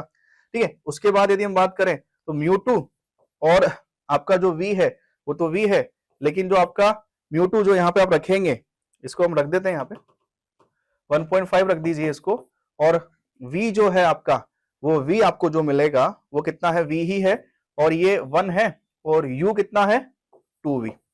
तो V आप कैलकुलेट करते हो तो V की जो वैल्यू मिलती है यहाँ पे वो मिलती है 4R। V यदि आप कैलकुलेट करते हो 4R मिलता है। उसके बाद यदि हम रखेंगे तो रिलेशन मुझे क्या मिला, यदि हम देखा जाएगा यहाँ पे देखिए तो ये कितना है, U इज इक्वल टू कितना है, 2V, तो ये कितना है 4R, तो वैल्यू कितनी हो जाएगी, U is equal to 8R। कहानी समझ में आई, तो आंसर जो मिला वो आंसर क्या है मेरा, 8R। पॉइंट क्लियर है, कहानी समझ में आ गई है। चलिए 0.5 हो जाएगा, ये 1/2 2R हो जाएगा, 3/2 है, इसको कैलकुलेट करेंगे, वैल्यू रखी जाएगी। ठीक है, चलिए तो ऑप्शन मेरा ए करेक्ट है। नेक्स्ट 29, एक बिंदु वस्तु को किसी अवतल दर्पण की मुख्य अक्ष पर ध्रुव से बहुत अधिक दूरी पर रखा है, तथा वस्तु नियत चाल 0.5 सेंटीमीटर पर सेकंड से ध्रुव की ओर गति कर रही है। क्लियर, इसका प्रतिबिंब भी गति कर रहा है। यह पाया जाता है कि वस्तु का प्रतिबिंब एक बिंदु जो ध्रुव से 50 सेंटीमीटर की दूरी पर एक दूसरे को पार करते हैं। देखो एक दूसरे को पार करेंगे, तो जब एक दूसरे को पार कहां किया जाता है, सेंटर ऑफ कर्वेचर पे, वक्रता त्रिज्या पे। जब वस्तु ध्रुव से 30 सेंटीमीटर की दूरी पर है तब प्रतिबिंब की स्थिति क्या होगी। सीधी सी बात है, a point object is placed on the principal axis of concave mirror quite far away from the pole and move at the constant speed 0.5 centimetre per second. मतलब आपको ऑब्जेक्ट की वेलोसिटी दे रखी है, वो 0.5 सेंटीमीटर पर सेकंड दे रखी है। ठीक है, towards the pole the image also move, it is found that the object and the image cross each other। मतलब एक दूसरे को कर रहे हैं, वो कहां पे कर रहे हैं, R बराबर कितना है, 50 सेंटीमीटर। R की वैल्यू कितनी है, 50 centimetre. Point which at the distance 50 centimetre from the pole, है ना, क्लियर है। चलिए फिर क्या बोला गया, position of the image when the object at the distance 30 centimetre from the pole is. Clear, तो आपको क्या पूछा गया, ये आपको कंडीशंस दे रखी है। अब आपको कंडीशन दे रखी है, यहां पूछा जा रहा है कि परावर्तित सतह से सामने ध्रुव से 150 सेंटीमीटर दूरी पर होगा। ठीक है, तो आपसे पूछेगा प्रतिबिंब की स्थिति क्या होगी, मतलब आपसे V पूछा जा रहा है ना। ये जो है ये वेलोसिटी ऑफ ऑब्जेक्ट है, मतलब वस्तु का वेग है। क्लियर है, और ये आपसे V है, ये वस्तु की दूरी पूछी जा रही है। कहानी क्लियर है। अब हमसे दूरी पूछी जा रही है तो हम कैसे निकालेंगे, तो मुझे R पता है, ठीक है ना। अब मेरे को R भी पता है और मुझे वस्तु की ध्रुव से दूरी भी पता है, U कितना है, 30 सेंटीमीटर। अभी -30 सेंटीमीटर रखा जाएगा, वास्तविक रखा जाएगा तो -30 हो जाएगा। अब इसको हम कैलकुलेट करेंगे, आइए, तो वैल्यू क्या हो जाएगी, जनरली V यदि हम रखें तो मुझे देगा 1/f बराबर क्या है, 1/v minus 1/u, sorry plus 1/u। अब f की वैल्यू कितनी है, 1/f आपको दे रखा है, ये देखिए, है ना, दर्पण की बात की जा रही है, ठीक है, वस्तु है, अवतल दर्पण की बात की जा रही है, -50 सेंटीमीटर है, तो यदि f निकालूंगा तो कितना हो जाएगा, -25 सेंटीमीटर, तो ये -25 हो जाएगा, बराबर v मुझे निकालना है, और ये कितना दे रखा है, -30 हो जाएगा, है ना, ठीक है, तो 1/v बराबर कितना हो जाएगा, ये -1/30, सॉरी +1/30 -1/25, तो ये वैल्यू कितनी हो जाएगी, 30/25 यदि हम इसको ले तो 150 आ जाएगा यहाँ पे, ठीक है, इसको आप डिवाइड करेंगे तो ये वैल्यू आपको मिलेगी 5, ये मिलेगी आपको कितनी, यदि हम बात करें ये वैल्यू आपको मिलती है 6, तो 1/v कितना आया, -1/150, तो v की वैल्यू कितनी आ जाएगी, -150 सेंटीमीटर, क्लियर है, तो 150 सेंटीमीटर मिला है मुझे, माइनस मिला है, ठीक है। अब देखो सीधी सी बात यह है, अवतल दर्पण है, तो आंसर क्या हो जाएगा, परावर्तित सतह के सामने ध्रुव से 150 सेंटीमीटर। अब सामने कैसे पता लगा, वैल्यू मिली है नेगेटिव, नेगेटिव मिली है तो अवतल दर्पण के सामने ही होगी, है ना, ऑब्जेक्ट भी इधर है और इमेज भी इधर ही रहने वाली, कहानी क्लियर है, नेगेटिव मिलने से मुझे क्लियर हो चुका है, तो ऑप्शन फर्स्ट मेरा करेक्ट है। चलिए नेक्स्ट क्वेश्चन नंबर 30, चित्र में प्रदर्शित मानक यंग द्विस्लिट प्रयोग में S2P व S1P के मध्य पथांतर डेल एक्स है। अब S2 के सामने एक कांच की पट्टिका रखी जाती है, तो निम्न को सुमेलित कीजिए। देखो सीधी सी बात है, S1 और S2 आपको दो रेखा है दोनों स्लिट दे रखी है, ठीक है। अब S2 के सामने क्या रखा गया, उसने क्या बोला, है ना, कहां गया, सामने किसके सामने, S2 के सामने, मतलब यहां पे रख दिया गया। सीधी सी बात है, यदि आप यहां रख दोगे तो जो पहले वाला पथ था, अब जो पथांतर था वो कितना रहता है, डेल एक्स बराबर प्लस टी म्यू माइनस 1, आप लोगों ने पढ़ा होगा, मतलब फ्रिंज जो है वो इतनी शिफ्ट हो जाती है, टी म्यू माइनस 1, क्लियर है, तो सीधी सी बात है जो फ्रिंज है वो शिफ्ट हो चुकी है, ठीक है। चलिए, और जहां आप ये लगाते हो उसकी तरफ शिफ्ट हो जाती है, मतलब पहले ऊपर थी तो S2 आपने लगाया तो कहां हो जाएगी, नीचे की ओर, समझ में आया, क्लियर है, तो पढ़ते हैं, क्लियर है, तो in the standard IDC apparatus shown in the figure, del x is the part difference between S2P and S1P. Now a glass slab is introduced in front of S2. Then the match the following. अब देखो P पर del x at P will be, मतलब हिंदी में भी दे रखा है, English में दोनों में सामने दे रखा है, ठीक है, तो क्या हो जाएगा, P पर del x at P will be, देखो क्या होगा, यदि हम सीधी सी बात करेंगे तो ये जो वैल्यू है ना, ये वैल्यू आपकी बढ़ जाती है, सीधी सी बात है, जो पार्ट डिफरेंस है आपका, तो नया पार्ट आपको मिला है वो क्या हो जाएगा, बढ़ जाएगा क्लियर, तो आपको जो मिला है वो क्या मिला है, P, ठीक है। उसके बाद फ्रिंज चौड़ाई, मतलब आपको A में क्या मिला, P, ठीक है। फ्रिंज चौड़ाई, अब चौड़ाई पे कोई फर्क नहीं पड़ता है, चौड़ाई तो वही रहने वाली, मतलब क्या रहेगी, समान, तो सीधी सी बात है B क्या हो जाएगा आपका, R। फ्रिंज प्रतिरूप, जो फ्रिंज प्रतिरूप है वो जिधर स्लिट लगाई जाती है उधर विस्थापित हो जाता है, क्या यहां लगाई है क्या, तो नीचे की ओर विस्थापित हो जाएगा, मतलब इधर की तरफ, तो क्या हो जाएगा, ये C जो है वो क्या हो जाएगा, Q, क्लियर। और O और P के मध्य फ्रिंजों की संख्या, भाई सीधी सी बात है, विस्थापित हो रहा है, तो यदि ये नीचे की ओर आया तो ये वाला पार्ट नीचे चला गया होगा, तो संख्या तो वही रहने वाली जो पहले थी, तो संख्या क्या रहने वाली है, समान, तो सीधी सी बात है D में भी क्या आ जाएगा, D में आपका आ जाएगा R, तो A में P A में P, B में R, है ना, C में Q और D में R, तो ऑप्शन C मेरा करेक्ट है, क्लियर, कहानी समझ में आ गई आप लोगों को। चलिए तो हम आगे बढ़ते हैं, नेक्स्ट क्वेश्चन नंबर 31, दो कला संबंध स्रोतों की तीव्रताओं का अनुपात 1:4 है, इनमें व्यतिकरण प्रारूप प्राप्त हो रहा है, तो फ्रिंज दृश्यता क्या होगी। फ्रिंज पैटर्न और फ्रिंज विजिबिलिटी दोनों एक ही बात है, पैटर्न जो होता है प्रतिशत रूप में होता है, तो इसकी जो वैल्यू निकाली जाती है फ्रिंज पैटर्न की, है ना, ठीक है, फ्रिंज पैटर्न, क्लियर है, ये x, तो ये होता है I maximum minus I minimum upon I maximum plus I minimum. अब आपको I मैक्सिमम निकालना है, पर इसने देखे to coherent sources of intensity ratio 1/4 produce interference pattern, मतलब आपको I1 अपॉन I2 दे रखा है, वो कितना है बच्चे, 1/4, आप इसको लिख सकते हो A1 अपॉन A2 का होल स्क्वायर, तो A1 अपॉन A2 कितना मिल जाएगा, 1/2। जनरली हम जानते हैं I मैक्सिमम, I मैक्सिमम की वैल्यू क्या होती है, A1 प्लस A2 का होल स्क्वायर। ठीक है, तो जनरली यदि हम निकालेंगे तो देखिए यहां पे A2 बराबर क्या हो जाएगा 2A1 ये लिखा जाएगा। तो आई मैक्सिमम कितना हो जाएगा, i maximum is equal to A1 और ये कितना हो गया 2A1 का होल स्क्वायर। तो आई मैक्सिमम कितना हो जाएगा, आई मैक्सिमम की वैल्यू हो जाएगी 3A1 का whole square, it means 9A1 square. ऐसे यदि हम बात करेंगे किसकी, ये तो हो गया आई मैक्सिमम। ठीक है, अब हम बात करते हैं किसकी, आई मिनिमम की। आई मिनिमम क्या होता है A1 माइनस A2 का होल स्क्वायर।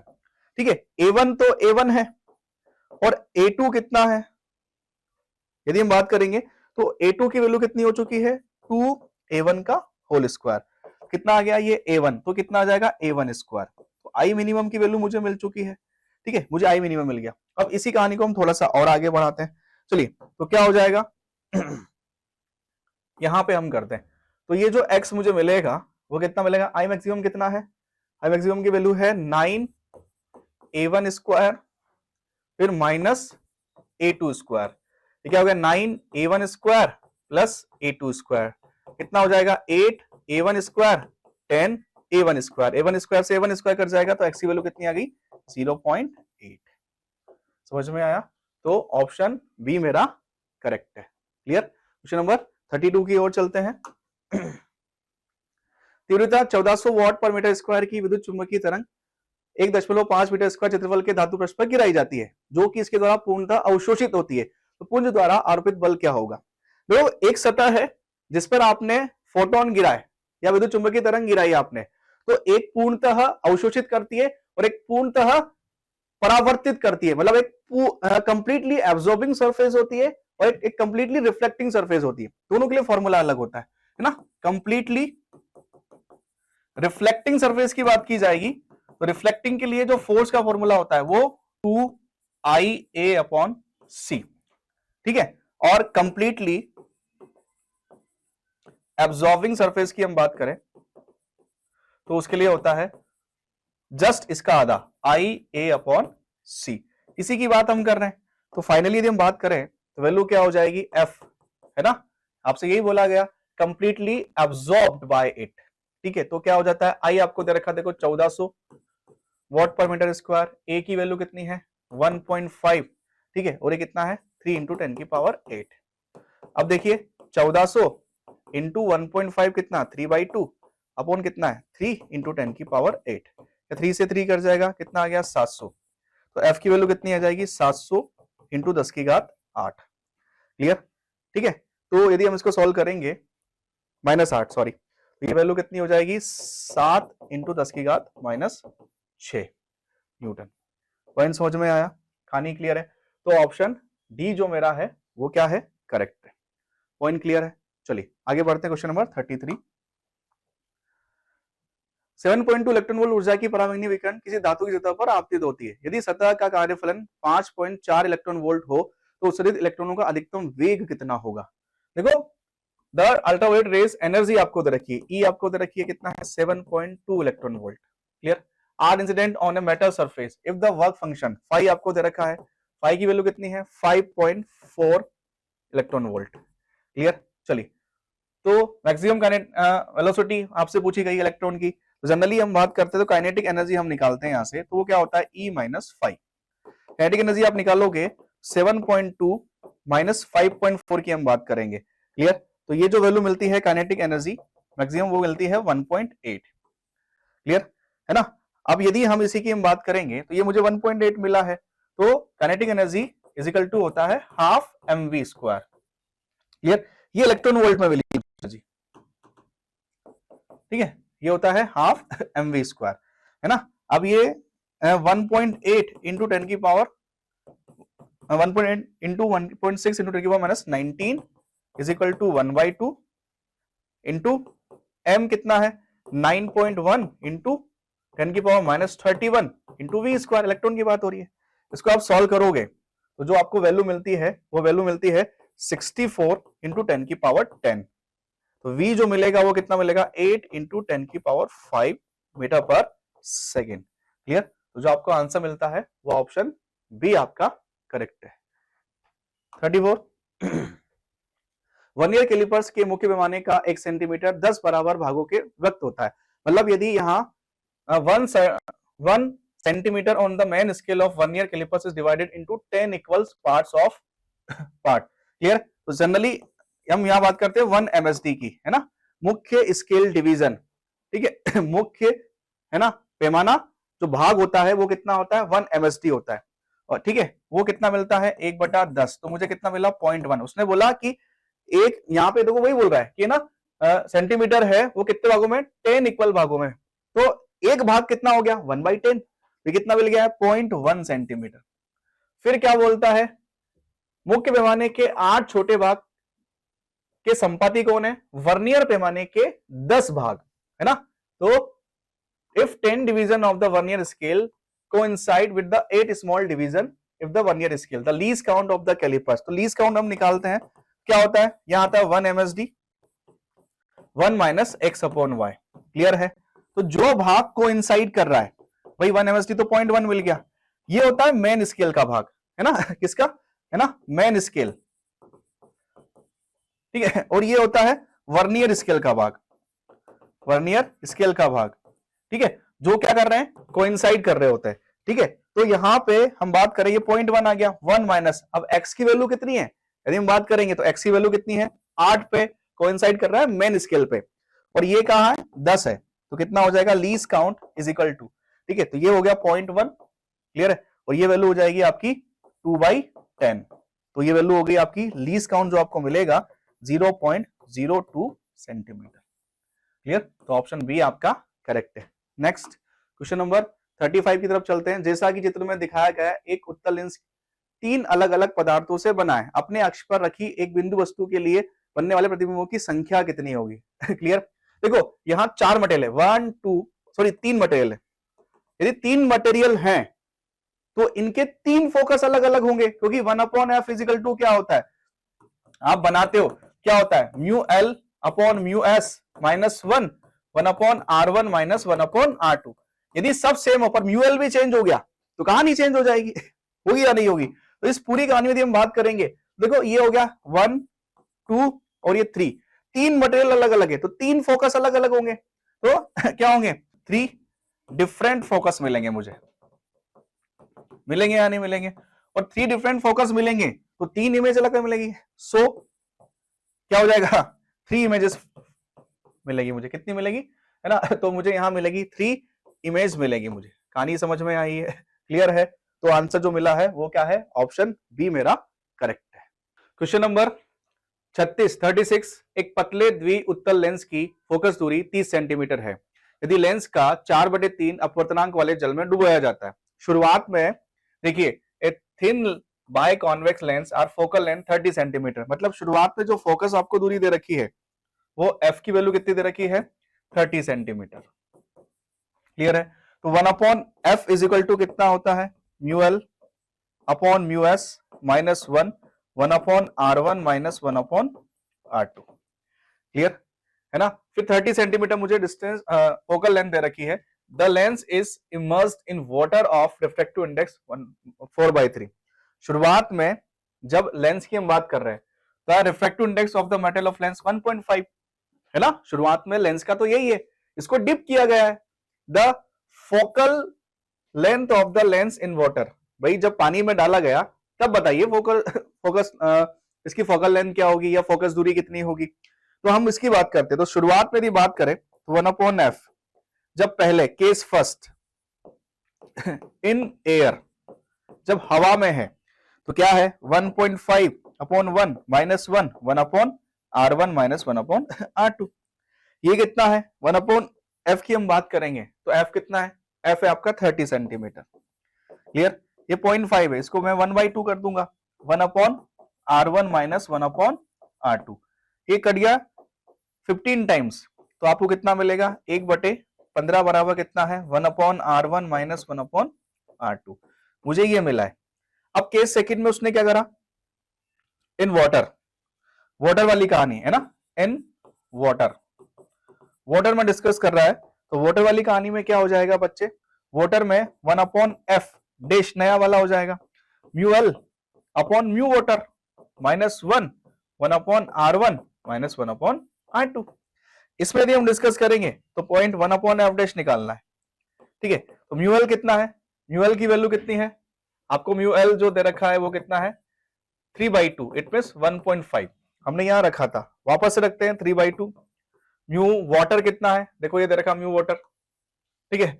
म्यू वाटर की वैल्यू आपको दे रखी है वो कितनी है 4/3, 4/3 -1 और 1/r1 माइनस 1/r2 आपने निकाल लिया है, कितना है 1/15।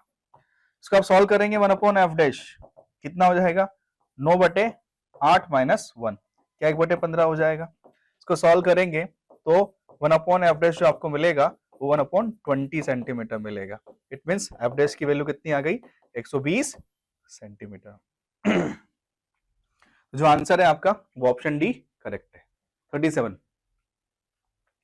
एक क्षैतिज किरण 4 डिग्री कोण के प्रिज्म म्यू बराबर 1.5 से गुजरती है, ठीक है। आपको प्रिज्म कोण दे रखा है, ए की वैल्यू दे रखी है 4 डिग्री, ठीक है। चलिए 4 डिग्री आपको दे रखा है, मतलब बहुत छोटा कोण है, ठीक है। तो प्रिज्म से गुजरा तो इसका कुछ ना कुछ विचलन हुआ होगा, डेविएशन हुआ है, ठीक है। तो horizontal light passes to a prism mu is equal to 1.5 angle 4 degree, further it is incident on a plane mirror M that has been placed vertically. By what angle mirror is rotated so that the ray after reflection becomes horizontal?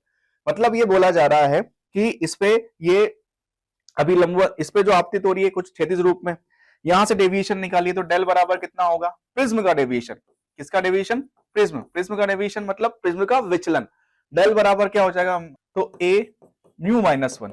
जब angle बहुत छोटा होता है तो विचलन कोण हम इस प्रकार लेते हैं, देखिए तो डेल बराबर a की वैल्यू कितनी है 4, म्यू कितना है 1.5 -1, तो डेल मुझे कितना मिलेगा 4 गुणा 0.5, डेल की वैल्यू कितनी हो जाएगी 2 डिग्री। अब क्या बोला जाता है ध्यान से समझना, यदि ये एंगल कितना है 2 डिग्री तो ये भी कितना हो जाएगा 2 डिग्री, होगा या नहीं होगा, क्लियर। ये एंगल 2 डिग्री, ये 2 डिग्री, और यदि यहां पे इंसिडेंट एंगल 2 डिग्री है मतलब आपतन कोण 2, तो परावर्तन में कितना है 2 डिग्री। अब क्वेश्चन क्या बोलता है, क्वेश्चन ये बोलता है कि दर्पण को कितने कोण से घुमाया जाए कि जिससे परावर्तन के पश्चात क्षैतिज हो जाए, मतलब इसको कितना घुमा दो कि ये जो आप परावर्तित किरण है ये क्षैतिज हो जाए ऐसे। तो यहां कोण कितना है 1 डिग्री। तो हमने कंडीशंस पढ़ी है, ठीक है। कंडीशन क्या है, मान लीजिए ये दर्पण है, दर्पण में आपतित किरण और परावर्तित किरण की हम बात कर रहे हैं, तो हम लोग जानते हैं कि मान लीजिए दर्पण है, यदि आप इस आपतित किरण को नियत रखते हैं और यदि इसको थीटा कोण से घुमाते हैं दर्पण को, तो जो आपकी परावर्तित किरण है वो पहले के कंडीशन में 2 थीटा कोण से घूम जाती है, जस्ट कितने दुगने एंगल से। समझ में आया है, क्लियर है। तो मुझे देखो यहां इसको क्षैतिज करने के लिए 2 डिग्री घुमाना है, तो दर्पण को कितना घुमाऊंगा 1 डिग्री, क्योंकि दर्पण को 1 डिग्री घुमाऊंगा तभी आपतित किरण 2 डिग्री घूमेगी, घूमेगी या नहीं घूमेगी। तो सीधी सी बात है, यहाँ थीटा की हम बात कर रहे हैं, तो थीटा आपने कितना घुमाया 1 डिग्री, तो ये कितना हो जाएगा 2 थीटा मतलब 2 डिग्री हो जाएगा। अब क्षैतिज करना चाह रहे हैं तो कितना हो गया 2 डिग्री एंगल घुमाना है, तो दर्पण कितने से घुमाया जाएगा, दर्पण 1 डिग्री कोण से। समझ में आया है, कहानी क्लियर है। तो यहां जो आंसर आएगा वो कितना आ जाएगा, है ना। तो क्या बोला गया, दर्पण को कितने कोण से घुमाया जाए, तो दर्पण 1 डिग्री एंगल से घुमाया जाएगा। क्वेश्चन नंबर 38, 0.0123 जो में सार्थक अंक है, नंबर ऑफ सिग्निफिकेंट डिजिट्स आपसे पूछी गई है, तो 2 दशमलव के बाद ये वाली 0 काउंट नहीं होती है, तो 1 2 3 4। समझ में आया, तो चारों क्या है सिग्निफिकेंट फिगर्स, तो यहाँ पे क्या है 4, ऑप्शन बी करेक्ट है। एक प्रकाश किरण 60 डिग्री प्रिज्म कोण के प्रिज्म पर 45 डिग्री कोण से आपतित होती है, मतलब आपको क्या दे रखा है light ray incident on angle of 45 degree, ठीक है। इंसिडेंट एंगल दे रखा है 45 डिग्री, फिर on one refracting surface of prism of angle 60 degree, है ना। फिर आपसे क्या बोला गया कि एक प्रकाश किरण 60 डिग्री प्रिज्म कोण वाले, मतलब ए जो आपको दे रखा है वो 60 डिग्री हो गया है। फिर उसके बाद क्या, तथा 55 डिग्री कोण से विचलित होती है, ठीक है। क्या suffers A deviation of 55 degree, मतलब डेल की वैल्यू कितनी है 55 डिग्री है, और आपसे क्या पूछा जा रहा है ई पूछा जा रहा है, क्लियर।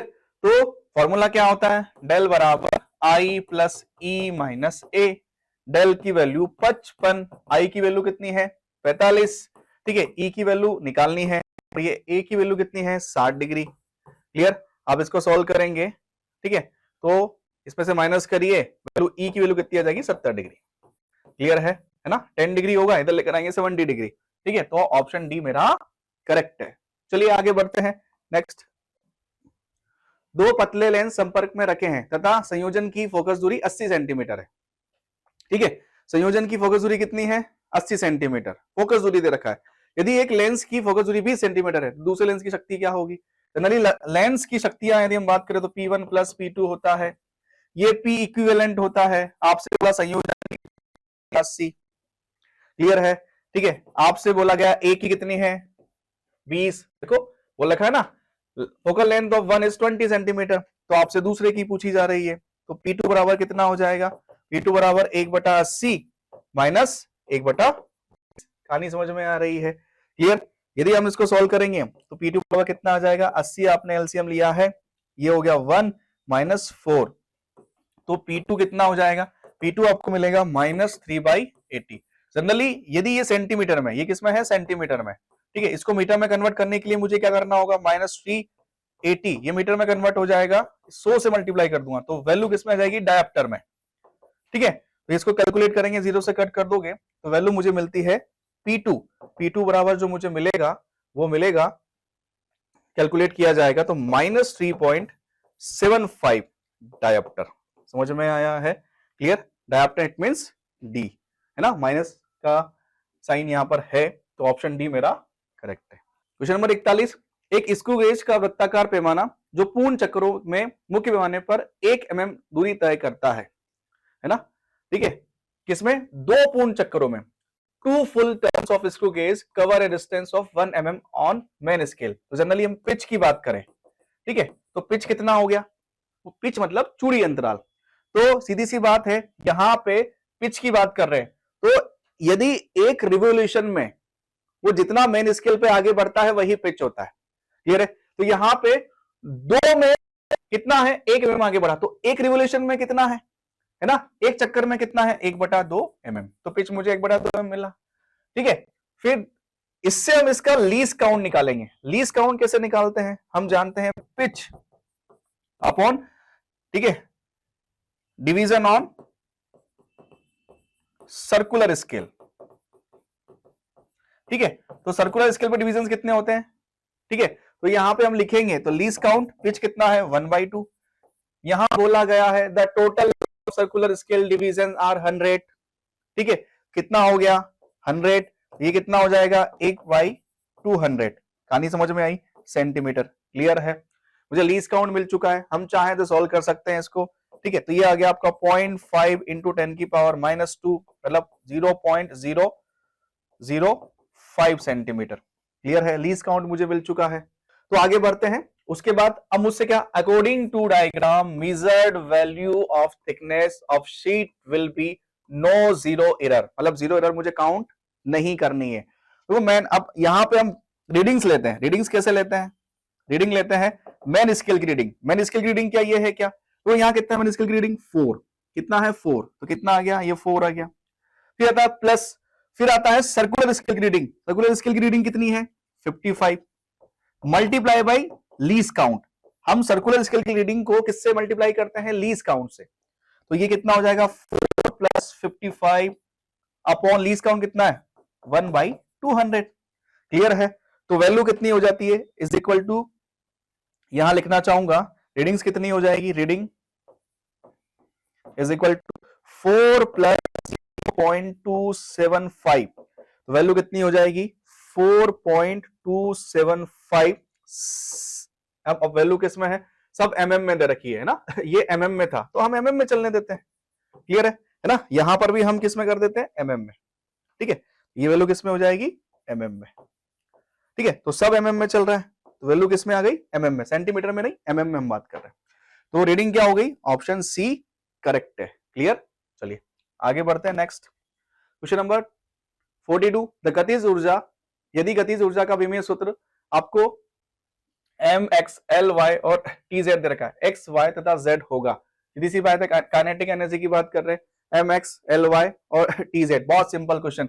एनर्जी की हम बात करते हैं तो उसका विमीय सूत्र, इट मींस डायमेंशन फॉर्मूला जो होता है वो होता है m1l2t-2। तो देखिए x is equal to 1, y is equal to 2 और z is equal to -2।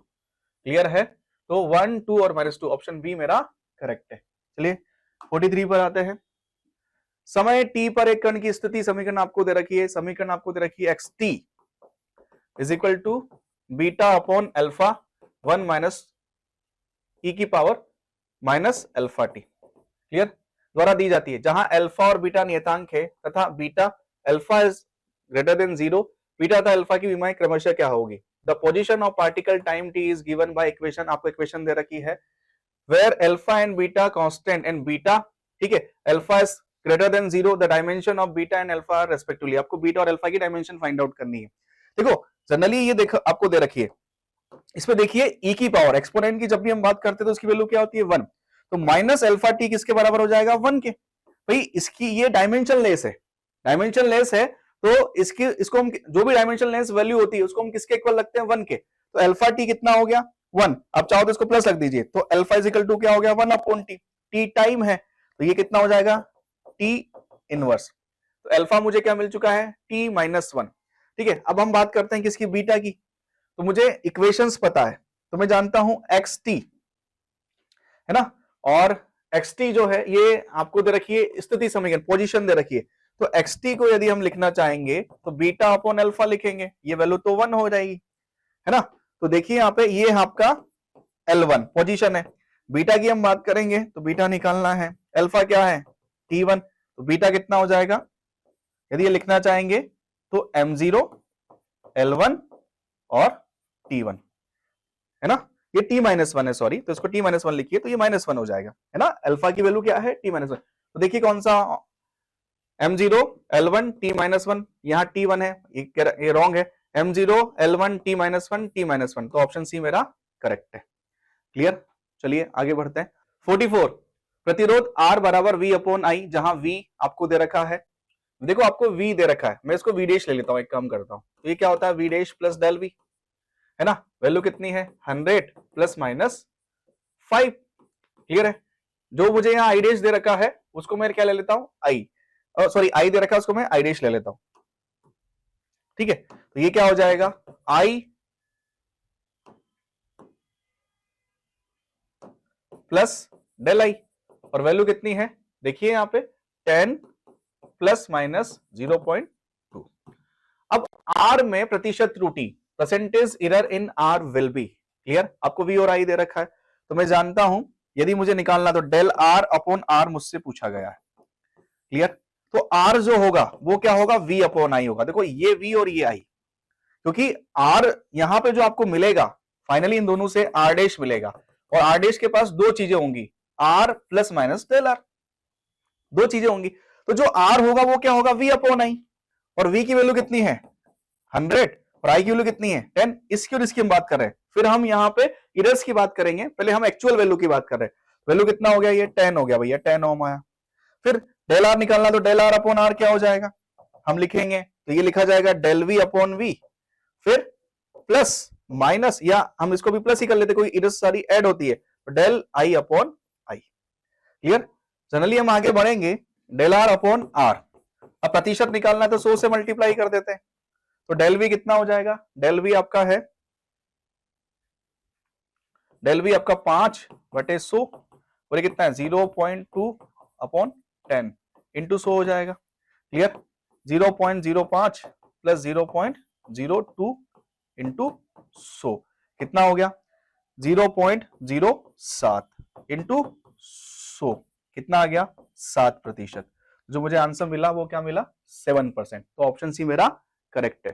Next and last question 45, एक रेखीय वस्तु वास्तविक या आभासी को स्तंभ फर्श में दिए गए दर्पण का लेंस मुख्य अक्ष से पार्श्वतः या अनुदैर्ध्य रखा जाता है तथा इसके प्रतिबिंब की प्रकृति स्तंभ सेकंड को दी गई है, तो सही सुमेल का चुनाव करिए। ए लीनियर ऑब्जेक्ट रियल और वर्चुअल प्लेस लेटरली, मतलब ऑब्जेक्ट को अब आभासी भी रखा जा रहा है और वास्तविक भी रखा जा रहा है, दोनों स्थिति में, और लॉन्गिट्यूडनली एक्सिस ऑफ मिरर और लेंस दोनों की बात की जा रही है, कॉलम फर्स्ट और सेकंड को मैच करवाना है।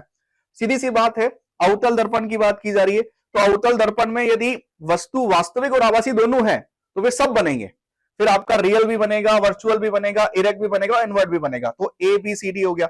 ऐसे ही दर्पण में भी होगा, सेम चारों ऑप्शन होंगे यदि वस्तु वास्तविक और आभासी दोनों है।